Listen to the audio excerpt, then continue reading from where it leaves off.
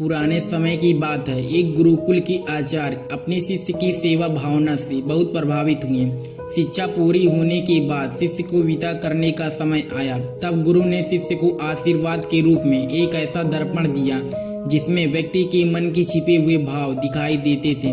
शिष्य उस दर्पण को पाकर बहुत प्रसन्न हुआ। शिष्य ने परीक्षा लेने के लिए दर्पण का मुंह सबसे पहले गुरु जी की ओर ही कर दिया। शिष्य ने दर्पण में देखा कि उसके गुरु जी के मन में मोह, अहंकार, क्रोध आदि बुरी बातें हैं। यह देखकर शिष्य को दुख हुआ, क्योंकि वह अपने गुरु जी को सभी बुराइयों से रहित समझता था। शिष्य दर्पण लेकर गुरुकुल से रवाना हुआ। उसने अपने मित्रों और परिचितों के सामने दर्पण रखकर परीक्षा ली।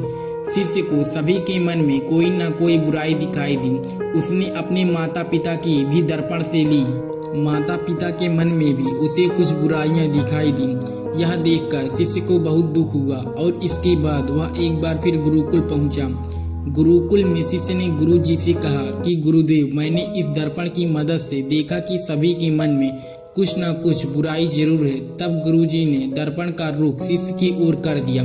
शिष्य ने दर्पण में देखा कि उसके मन में भी अहंकार, क्रोध जैसी बुराइयां हैं।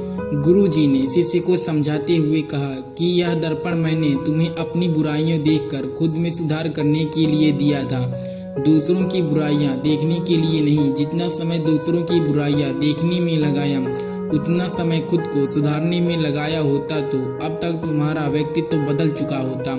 हमारी सबसे बड़ी कमजोरी यही है कि हम दूसरों की बुराइयां जानने में ज़्यादा रुचि रखते हैं, जबकि खुद को सुधारने के बारे में नहीं सोचते हैं। हमें दूसरों की बुराइयों को नहीं, बल्कि खुद की बुराइयों को खोजकर सुधारना चाहिए, तभी जीवन सुखी हो सकता है।